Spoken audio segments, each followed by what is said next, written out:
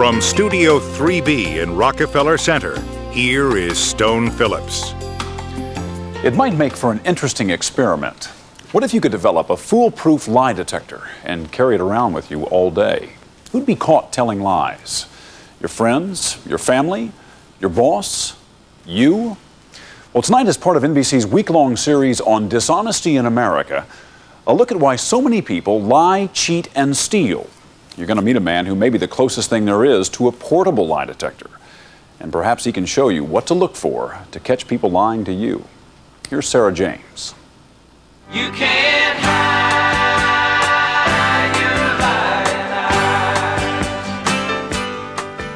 lie, deceive, misrepresent, perjure, defraud, subterfuge, dishonesty. 1,000 words describe a picture of a world where lying and deception seem to be everywhere, from notorious lies. Are you therefore saying that you have not used that word in the past 10 years, Detective Furman?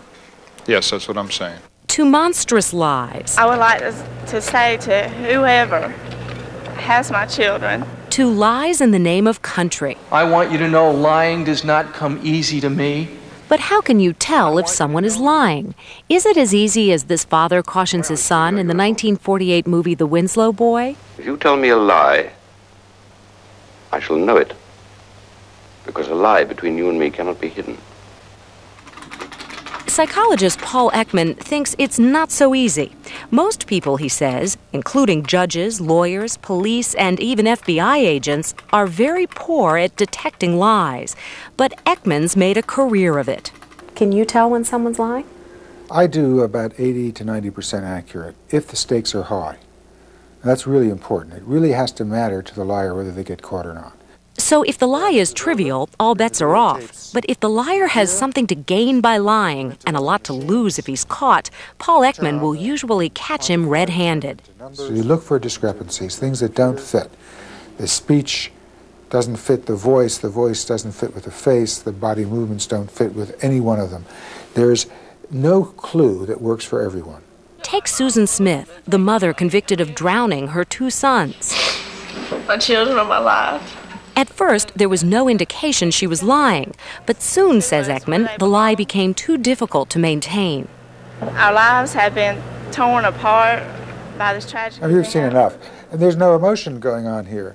She's trying to put some in her voice, but she's not succeeding. It's not in her face. There are no tears. Her face is totally flat. I want to say to my babies that your mama loves you so much. See, that was just totally unbelievable performance. Just totally unbelievable. She's trying. Besides evaluating general behavior, Dr. Ekman says that a good lie catcher must pay attention to specific emotional clues. Watch Cato Kalin's testimony in the O.J. Simpson trial. Mr. Kalin, you got a lot of money for your appearance on Current Affair, didn't you? Yes. Notice anything unusual? Paul Ekman did. Can you back that up? That's it. Now slowly forward. A little more. Okay. That's a micro-expression. That's his real feelings towards the prosecutor. Anger. Yeah. Does not like. Oh, snarl. Okay, it just comes out for a moment. Yes. Kalin is answering this question truthfully, but the micro-expression, says Ekman, raises a red flag about the line of questioning. And in the very next exchange... You don't have a book proposal? No. Not true, according to revelations since the testimony. And listen to Kalin's voice. You don't have any book proposals out? No. Don't want to do book.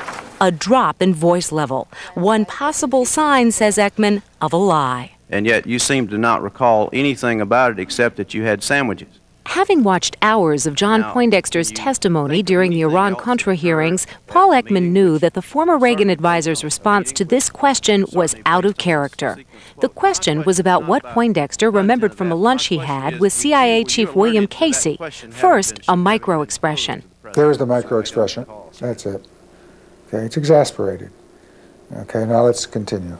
Certainly, based on the sequence of events, the conversation... Then several swallows. Casey must have been a very important... Swallow. Right there. Mm-hmm. Keep going. And speech hesitations. I think by that time, we the speech hesitations provided the initial Swallow it again. Briefings to Congress, and as... Swallows again.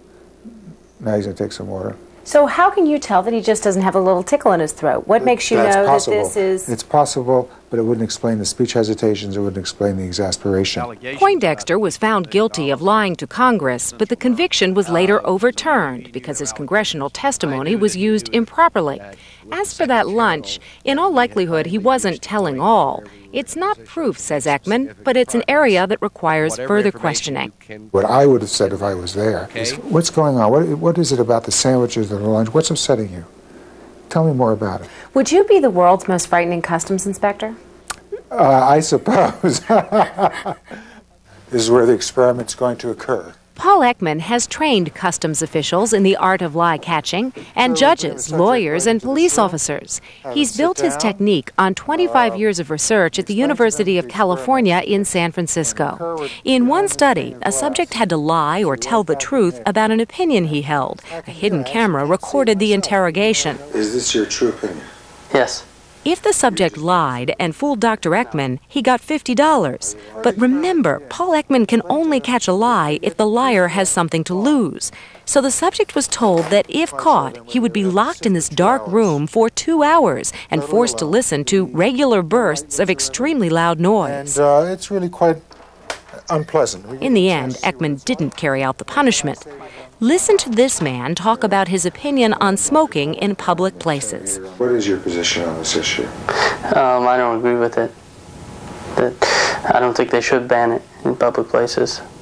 Why do you believe that? Well, I think smoking, like other rights in this country, are very important, and they should be upheld. How long have you held this opinion? Probably since I was about 17 when I started smoking. Is this your true opinion? Yes. You didn't just make this up a few minutes ago? No. Are you lying to me now? No. Is he lying? We gathered some tourists who were visiting Midtown Manhattan, showed them the tape, and asked them. How many of you believe that he was telling the truth? That's 7 out of 10 who got it wrong. All right, now here's what he does. And what a lot of people do when they are lying, they do a micro expression, but it's not on the face, it's in the body. And what he's doing is he's doing a micro version of a shrug. A real shrug, says Paul Ekman, is not an indication of a lie, but a small one can be a very strong indicator. When it occurs as leakage, betraying the fact they're lying, you see just a fragment of it. I don't think they should ban it in public places, because I told the truth. Second. So why should I believe you and not him? There it goes again. 7 micro shrugs in all, more than enough for Paul Ekman. So he didn't get the $50? Nope, I got him. You busted him. I sit right here in the green chair. In a similar setup, subjects could take $50 out of a briefcase or not. If they took it and got away with the lie, they got to keep it. Once again, watch this man's shoulders. What were your thoughts? That is, what went through your mind when you looked into the briefcase? Well, my thoughts were just... Shrug? There was a simple decision to be made. And, 3. It made it even simpler 4. for me. 5. And then, according to Ekman, this liar practically confessed. Did you bring that money with you into this room? No, I did not. And are you lying to me now? No, I'm not. He's being asked, are you lying to me right now? And he, for a moment, has to think about it. He shouldn't need to think about whether you're lying or not unless you are lying. No, I'm not. So he's a terrible liar. Almost everybody gets him. Including our panel. This time, 7 out of 10 got it right. I thought he was lying. I believe he was lying. Definitely lying. You think he's definitely Definitely. We showed the group another subject.